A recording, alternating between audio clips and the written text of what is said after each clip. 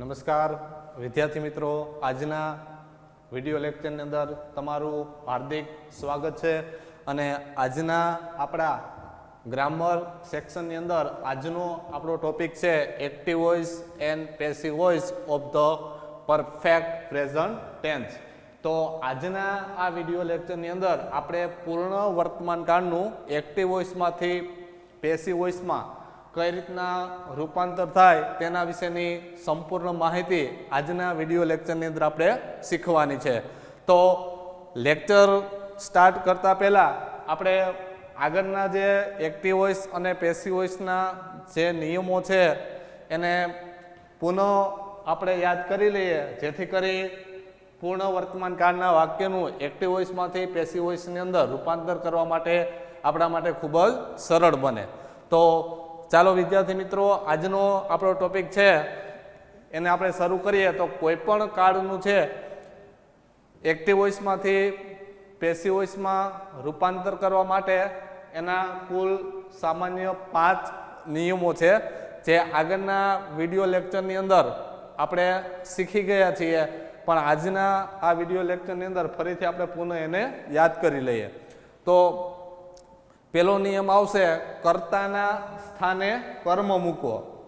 કે કોઈ પણ કાળનું વાક્ય આપણી સમક્ષ આવેલું હોય અને એનું આપણે એક્ટિવ વોઇસમાંથી પેસિવ વોઇસમાં રૂપાંતર કરવું હોય તો પહેલો નિયમ આવશે, કર્તાના સ્થાને કર્મ મૂકવો.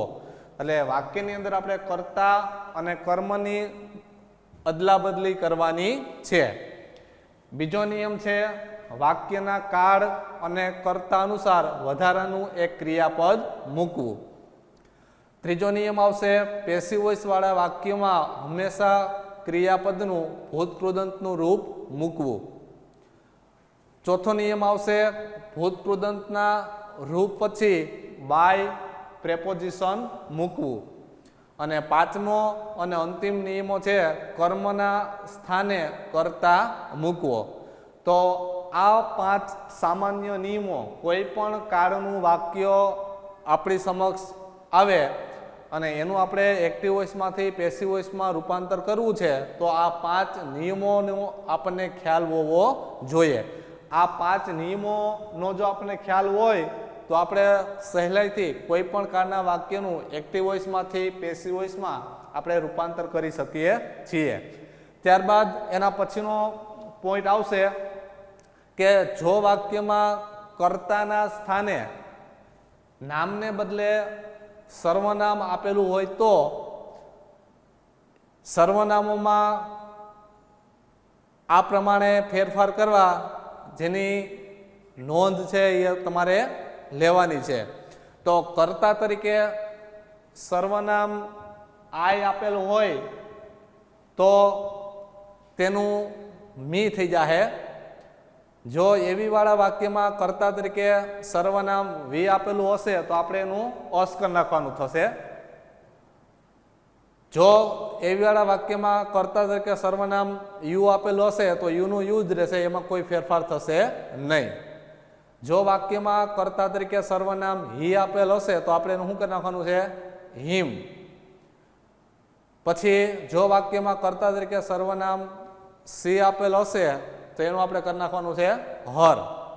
પછી વાક્યમાં કર્તા તરીકે સર્વનામ ઈટ આપેલ હશે તો આપણે ઈટનું ઈટ જ રાખવાનું છે, ઈટમાં કોઈ ફેરફાર થશે નહીં.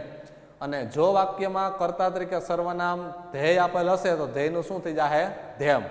તો આ બધા હતા સર્વનામના નિયમો, કે કર્તા તરીકે આવા સર્વનામ તમને જોવા મળે તો એનું આ પ્રમાણે આપણે ફેરફાર કરવાનું છે.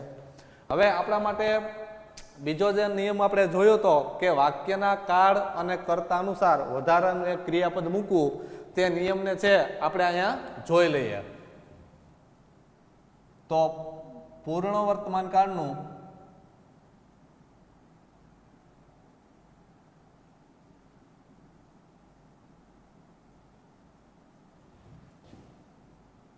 એવીમાંથી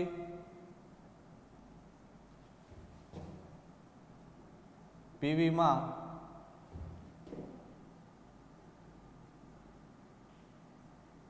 રૂપાંતર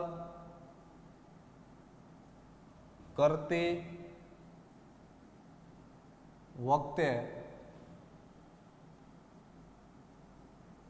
વધારાના ક્રિયાપદ તરીકે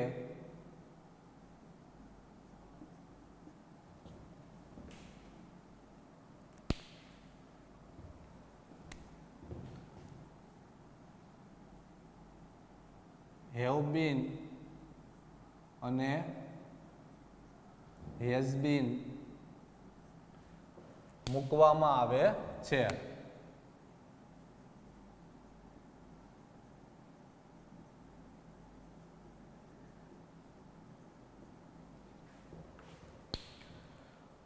તો પૂર્ણ વર્તમાન કાળનું વાક્ય આપણી સમક્ષ એક્ટિવ વોઇસનું આવેલું હોય અને એનું આપણે પેસિવ વોઇસમાં રૂપાંતર કરવાનું હોય ત્યારે વધારાના જે ક્રિયાપદ છે એ શું મૂકવામાં આવશે?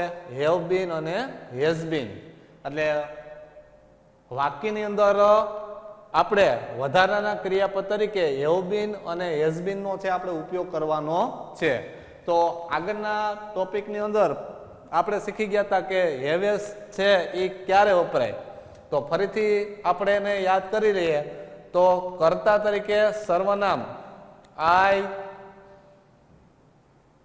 વી, યુ, ધેય અને કોઈ પણ બહુવચનનું નામ હોય ત્યારે એની સાથે શું આવશે? Have been.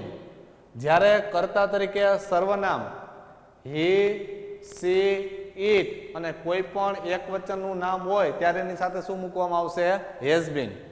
ટૂંકમાં સમજીએ તો કે વાક્યનો કર્તા જો ત્રીજો પુરુષ એક વચન હોય તો એની સાથે આપણે હેઝ બીન મૂકવાનું છે અને આના સિવાયના કોઈ અન્ય કર્તા કે સર્વનામ જોવા મળે તો તેની સાથે આપણે શું મૂકવાનું છે? Have been. તો આ રીતના આપણે હેવ બીન ક્યારે મુકાય અને હેઝ બીન ક્યારે મુકાય તેના વિશેની માહિતી આપણે મેળવી. ત્યારબાદ હવે આપણે જોશું એની વાક્ય રચનાઓ.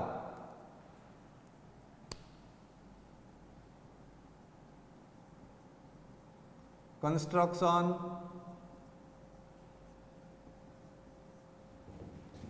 ઓફ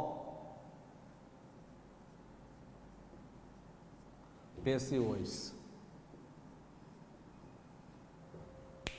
હવે આપણે એની વાક્ય રચના વિશેની માહિતી છે આપણે મેળવીશું.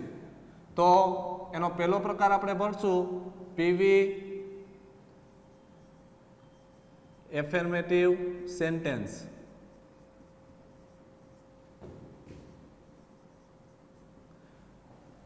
જેનું ગુજરાતી થશે પીવી હકાર રચના. તો પૂર્ણ વર્તમાન કાળનું એક્ટિવ વોઇસનું હકાર વાક્ય છે એ આવેલું હોય અને એનું આપણે એક્ટિવ વોઇસમાંથી પેસિવ વોઇસમાં રૂપાંતર કરવું હોય તો એની વાક્ય રચના છે આપણને આવડવી જોઈએ. તો આપણે જે લેક્ચર શરૂ કર્યો ત્યારે એના 5 સામાન્ય નિયમ છે આપણે યાદ કર્યા હતા. ફરીથી નિયમો આપણે યાદ કરતા જઈએ અને એની વાક્ય રચના છે તે આપણે બનાવતા જઈએ.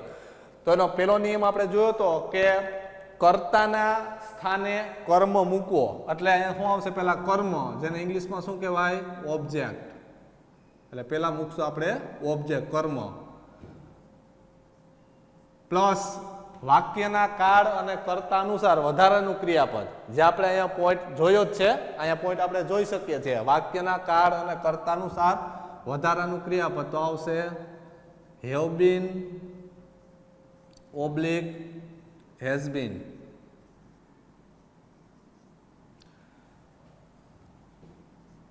ત્યારબાદ એનો ત્રીજો નિયમ હતો કે પીવી વાળા વાક્યમાં ક્રિયાપદનું V3 વાળું રૂપ મૂકવું, એટલે કે ભૂતકૃદંતનું રૂપ મૂકવું. પછી ચોથો નિયમ હતો ભૂતકૃદંતના રૂપ પછી બાય પ્રેપોઝિશન મૂકવું. અને પાંચમો અને છેલ્લો નિયમ છે કર્મના સ્થાને કર્તા મૂકવું. એટલે હું સબ્જેક્ટ અને છેલ્લે શું આવશે? અન્ય શબ્દ. તો પૂર્ણ વર્તમાન કાળનું એક્ટિવ વોઇસનું હકાર વાક્ય આપેલું હોય અને એનું આપણે પેસિવ વોઇસમાં રૂપાંતર કરવું હોય તો આ વાક્ય રચના મુજબ આપણે એનું પેસિવ વોઇસમાં રૂપાંતર છે તે આપણે કરી શકીએ. તો હવે એને એક્ઝામ્પલ દ્વારા છે આપણે એને જોઈએ.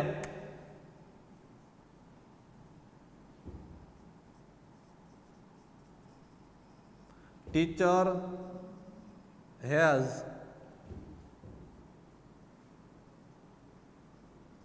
just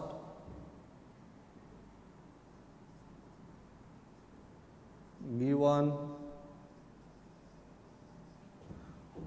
homework.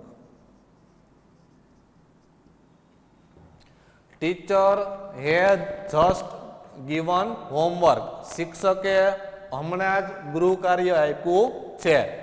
તો આ વાક્ય અત્યારે એક્ટિવ વોઇસમાં છે, એનું આપણે પેસિવ વોઇસમાં રૂપાંતર કરવું હોય તો એના નિયમો જે આપણે હતા એ નિયમો પ્રમાણે પહેલો નિયમ આપણે શું કીધો હતો કે કર્તાના સ્થાને કર્મ મૂકવા. વાક્યમાં કર્તા કોણ છે? ટીચર. હવે એની જગ્યાએ આપણે શું મૂકવાનું છે? કર્મ. વાક્યમાંથી કર્મ ગોતીને મૂકવાનું છે. તો સામાન્ય રીતે ક્રિયાપદ પછીનો જે શબ્દ હોય એ કર્મ હોય. સામાન્ય રીતે ક્રિયાપદ પછીનો જે શબ્દ હોય શું હોય? કર્મ હોય. ક્રિયાપદ શું છે? ગિવન એટલે આપ્યું. એના પછીનો શબ્દ શું છે? હોમવર્ક. તો હોમવર્ક શું છે? કર્મ. અથવા કોઈ પણ ગુજરાતી વાક્યની અંદર કોઈ પણ વાક્યને તમે શું વડે પ્રશ્ન પૂછો એટલે તમને શું જોવા મળે? કર્મ. કે teacher has just given homework. શિક્ષકે હમણાં જ ગૃહ કાર્ય આપ્યું છે. હવે આ વાક્યને આપણે શું વડે પ્રશ્ન પૂછીએ તો જવાબમાં જે મળે એને શું કહેવાય? કર્મ કહેવાય.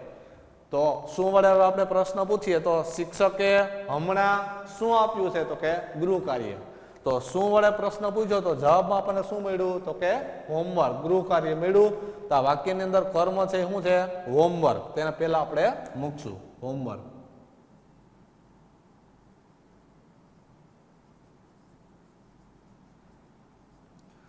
રેડી? આ પહેલો નિયમ. કર્તાના સ્થાને આપણે શું મૂક્યું?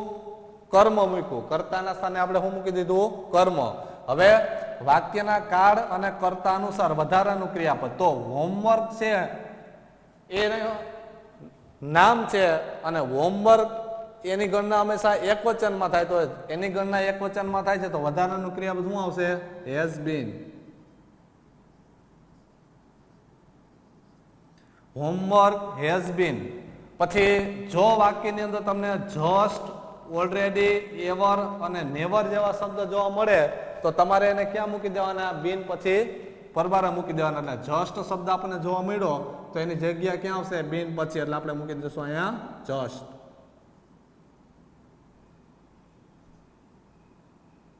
પછી ક્રિયાપદનું V3 વાળું રૂપ. તો આની અંદર એક ખાસ મહત્વની નોંધ લેવાની છે વિદ્યાર્થીઓ આપણે, કે પૂર્ણ વર્તમાન કાળની અંદર એક્ટિવ વોઇસ વાળા વાક્યની અંદર જ V3 નું રૂપ આપેલું હોય. કે કોઈ પણ પૂર્ણ કાળ છે એનું જ્યારે તમે એક્ટિવ વોઇસમાંથી પેસિવ વોઇસમાં રૂપાંતર કરો છો ત્યારે એમાં જ એક્ટિવ વોઇસ વાળા વાક્યમાં જ ક્રિયાપદનું કેવું રૂપ આપેલું હોય છે? ભૂત કૃદંતનું રૂપ આપેલું હોય છે. તો આપણે એમાં કોઈ ફેરફાર કરવાનો નથી. આપણે એ જ ક્રિયાપદ છે પાછું ક્યાં મૂકી દેવાનું છે? અહીંયા. શું કામે? તો કે પૂર્ણ વર્તમાન કાળની અંદર એક્ટિવ વોઇસ વાળા વાક્યની અંદર જે ક્રિયાપદ આપ્યું છે એ શું છે? તો કે ઓલરેડી ભૂતકૃદંતનું જ હોય છે. તો આપણે પણ અહીંયા કેવું રૂપ મૂકવાનું છે? V3 વાળું, ભૂતકૃદંતનું. તો એ જ રૂપ આપણે અહીંયા મૂકવાનું છે. એટલે આમાં કોઈ આપણે ફેરફાર થશે નહીં. એટલે ગિવન નું શું રહે? ગિવન. પછી આવશે બાય. પછી કર્તા. તો વાક્યમાં કર્તા છે એ નામ છે. તો નામ છે તો નામનું નામ જ આવે. નામમાં કોઈ ફેરફાર થતો નથી. સર્વનામ હોય તો ફેરફાર થાય. એટલે નામનું નામ જ આવશે, ટીચર. અને અન્ય શબ્દ કોઈ છે નહીં. તો આ વાક્યનું આપણે શું કર્યું? એક્ટિવ વોઇસમાંથી પેસિવ વોઇસમાં રૂપાંતર કર્યું. તો એનું પેસિવ વોઇસ શું બન્યું? Homework has been just given by teacher. ત્યારબાદ વધારાનું એક એક્ઝામ્પલ દ્વારા આપણે એને સમજવાનો પ્રયત્ન કરીએ. આઈ હેવ ઓલરેડી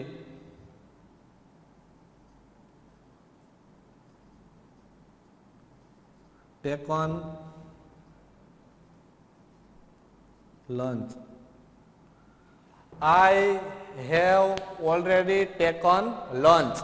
તો આનું ગુજરાતી થશે મેં ક્યારનું મારું બપોરનું ભોજન લઈ લીધું છે. હવે આ વાક્ય અત્યારે એક્ટિવ વોઇસમાં છે, એનું પણ આપણે પેસિવ વોઇસમાં રૂપાંતર કરવું છે. તો આની અંદર પણ પહેલા આપણે શું મૂકવાનું આવશે? તો કે કર્તાને સ્થાને કર્મ. તો ક્રિયાપદના પછીનો જે શબ્દ હોય શું હોય? કર્મ હોય. તો ટેકન એટલે લેવું, બરાબર. તો લંચ શું છે? એ કર્મ છે. તો એ કર્મ છે અને ક્યાં મૂકશું આપણે? તો કે કર્તાના સ્થાને. તો વાક્યમાં પહેલા શું આવશે? લંચ.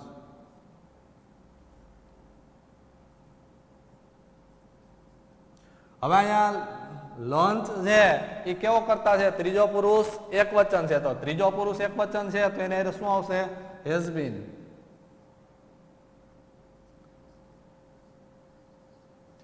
પછી ઓલરેડી શબ્દ છે જે આપણે આગળ જ વાત કરી હતી, જસ્ટ, ઓલરેડી, એવર અને નેવર એવા શબ્દો તેને ક્યાં મૂકવાના? બીન પછી. આપણે મૂકી દઈશું ઓલરેડી. પછી ક્રિયાપદનું V3 વાળું રૂપ. તો V3 વાળું રૂપ આમાં આપેલું જ હોય. તો ટેકન નું taken.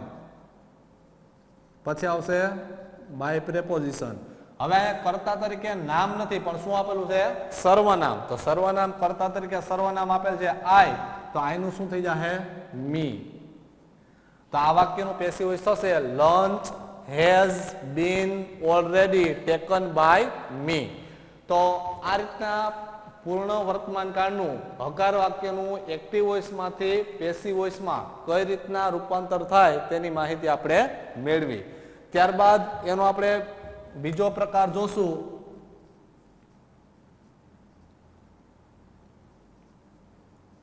PV negative sentence.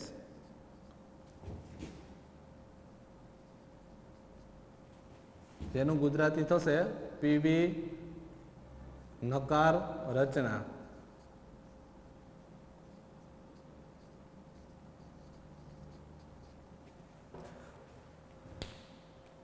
PV negative sentence. હવે પૂર્ણ વર્તમાનકાળનું નકાર વાક્ય નું એક્ટિવ વોઇસમાંથી પેસિવ વોઇસમાં રૂપાંતર કરવા માટે એફર્મેટિવ સેન્ટેન્સ અને નેગેટિવ સેન્ટેન્સ વચ્ચે કોઈ વધારે ડિફરન્સ નથી. માત્ર ફેર એટલો છે કે તેના સહાયકારક ક્રિયાપદ છે હેવ બીન અને હેઝ બીન. બરાબર છે? હેવ બીન અને હેઝ બીન એની વચ્ચે માત્ર નોટ મૂકી દેવાથી વાક્યનું પીવી એફર્મેટિવ સેન્ટેન્સમાંથી પીવી નેગેટિવ સેન્ટેન્સની અંદર શું થાય છે?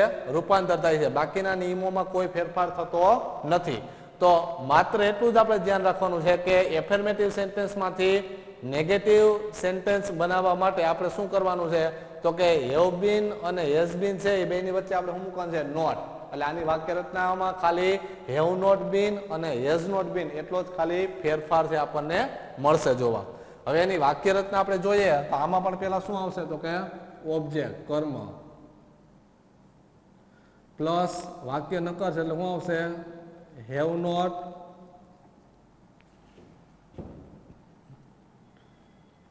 Plus has not plus been plus V3 plus by plus subject અને પ્લસ ઓ ડબલ્યુ. તો અહીંયા આપણે જોઈ શકીએ છીએ કે વાક્ય રચના એક જ સરખી છે. ફેર માત્ર એટલો છે કે હેવ નોટ અને હેઝ નોટ એટલે પૂર્ણ વર્તમાન કાળના જે સહાયકારક ક્રિયાપદ છે હેવ અને હેઝ એના પછી નોટ શબ્દ મૂકી દેવાથી વાક્ય રચનાનું શું થઈ જાય? પીવી એફર્મેટિવ સેન્ટેન્સમાંથી પીવી નેગેટિવની અંદર શું થઈ જાય? એનું રૂપાંતર છે તે થઈ જશે.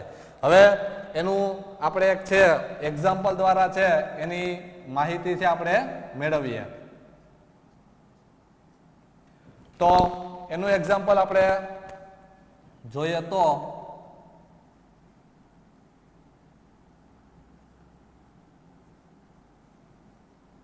Disha has not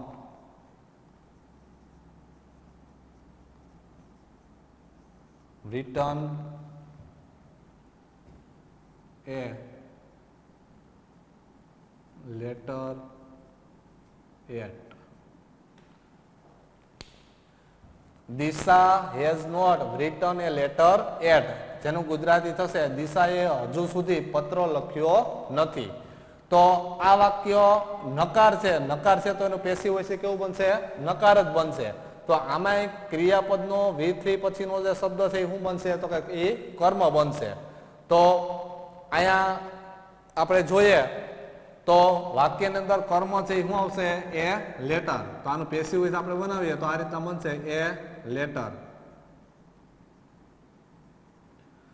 હવે પત્ર તો એક વચન છે એટલે કેવો કરતા કહેવાય? ત્રીજો પુરુષ એક વચન એટલે શું આવશે? એમને આરે પણ હેઝ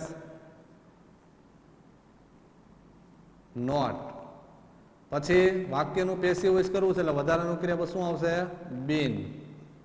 હવે ક્રિયાપદનું V3 વાળું રૂપ, તો V3 વાળું રૂપ આમાં આપેલું છે તો રિટર્ન નું શું આવશે? રિટર્ન. એટલે એમાં કોઈ ફેરફાર થશે નહીં. બાય. હવે આ કર્તા તરીકે દિશા નામ છે તો નામનું શું આવશે? નામ, દિશા. અને છેલ્લે અન્ય શબ્દ તો એટ, એ આ રીતના આવશે. તો આ વાક્યનું પેસિવ વોઇસ થશે a letter has not been written by Disha એટ. તો આ રીતના આપણે એનું પેસિવ વોઇસમાં રૂપાંતર કર્યું કે નકાર વાક્યનું કઈ રીતના પેસિવ વોઇસમાં રૂપાંતર થાય તેનું એક એક્ઝામ્પલ આપણે જોયું. ત્યારબાદ બીજું એક એક્ઝામ્પલ આપણે જોઈએ તો we have not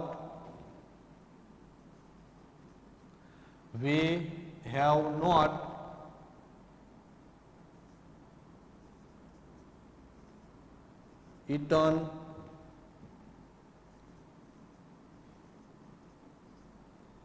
apples at. We have not eaten apples at. એટલે આનું ગુજરાતી થશે અમે હજુ સુધી સફરજનો ખાધા નથી. તો હવે આ વાક્યની અંદર ક્રિયાપદ છે શું છે? eaten. તો એના પછીનો જે શબ્દ છે એપલ એ શું છે? કર્મ છે. તો એ ક્યાં આવશે? વાક્યની શરૂઆતમાં. તો આનો આપણે પેસિવ વોઇસ કરીએ તો આ વાક્યમાં કર્તાના સ્થાને કર્મ મૂકવાનો છે. તો આ વાક્યમાં કર્મ કોણ છે? એપલ.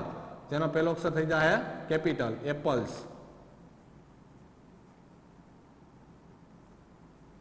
હવે અહીંયા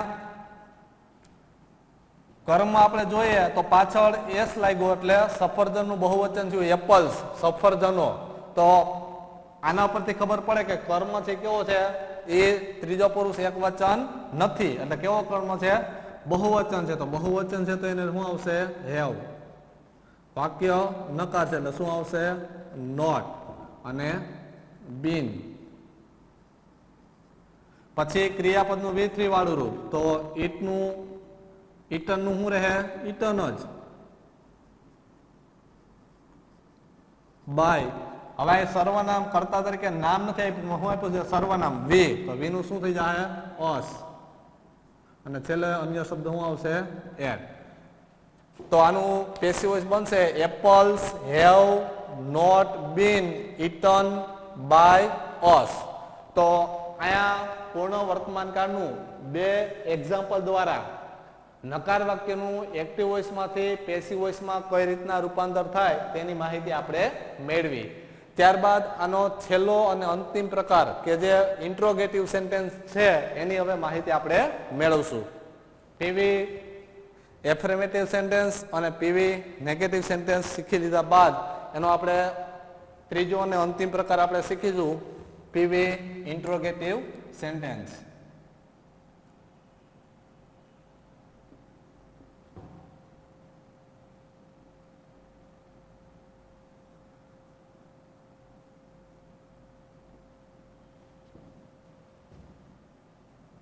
જેનું ગુજરાતી થશે પીવી નકાર રચના.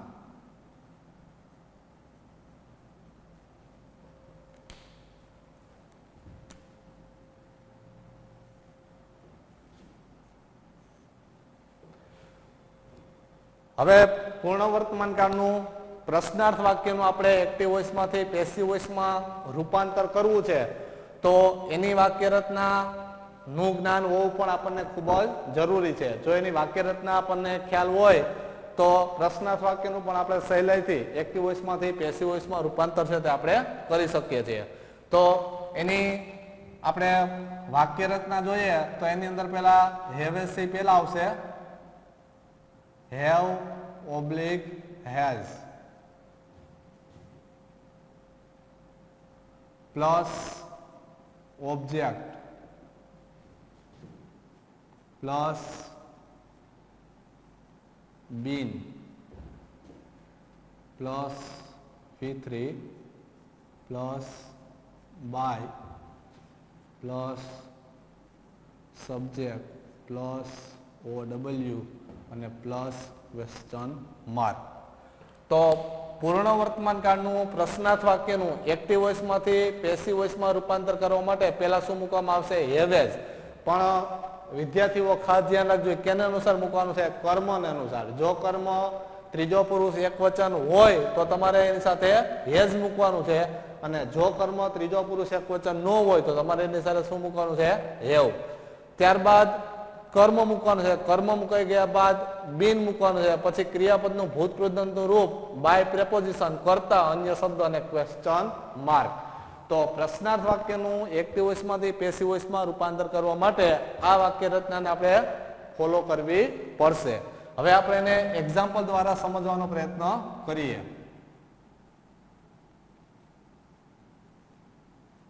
હેઝ પ્રિન્સિપાલ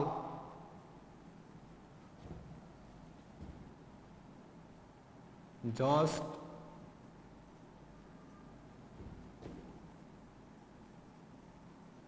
declare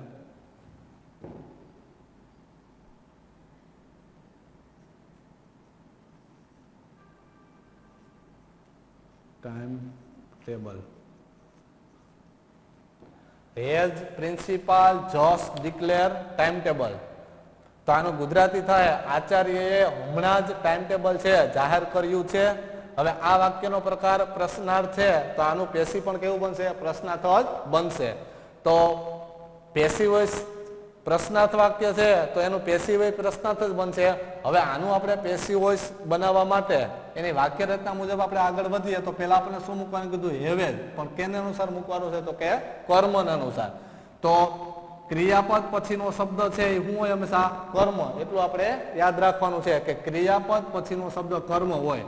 તો ટાઈમ ટેબલ એટલે સમયપત્રક. તો સમયપત્રક છે એ કરતા ત્રીજો પુરુષ એકવચન થાય એટલે એને પહેલા શું આવશે? હેઝ. હેઝ મુકાઈ ગયા બાદ શું આવશે? કર્મ. તો કર્મ શું છે? Time table.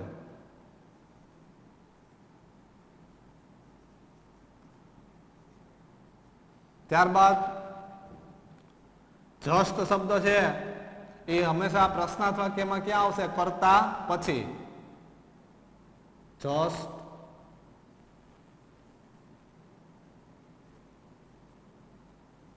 બીન. વધારાનું ક્રિયાપદ શું આવશે? બીન. ક્રિયાપદનું V3. તો આમાં V3 નું રૂપ આપેલું જ હોય એ આપણે નીચે ખાલી ઉતાર લેવાનું છે. Declare by principal.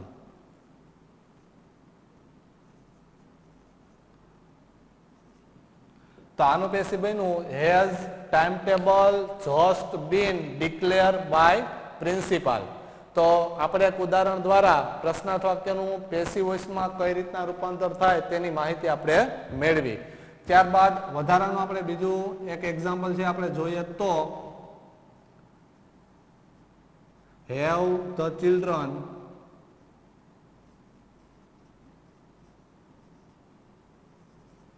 have the children already played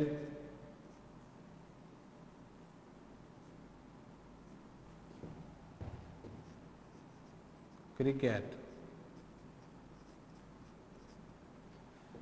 Have the children already played cricket?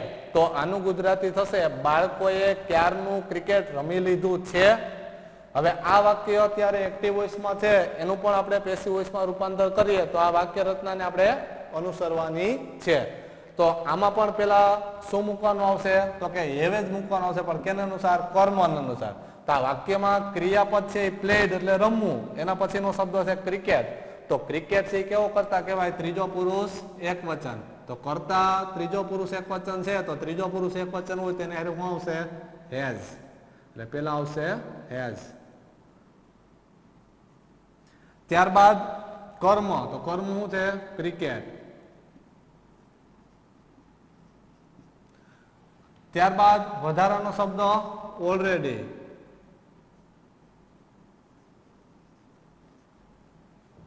બીન. હવે વધારાનું ક્રિયાપદ શું મૂકવામાં આવશે?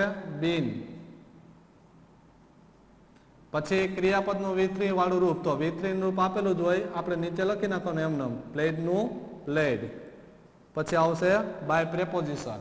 હવે અહીંયા કર્તા તરીકે શું આપેલું છે? નામ આપેલું છે, તો નામનું નામ જ રહેશે, બાય ધ ચિલ્ડ્રન. અને છેલ્લે ક્વેશ્ચન માર્ક. તો આનું પેસિવ વોઇસ બનશે has cricket already been played by the children.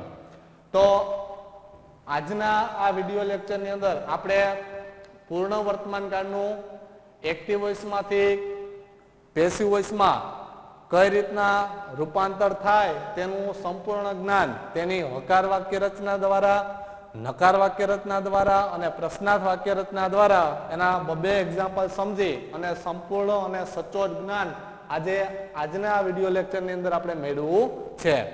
Thank you.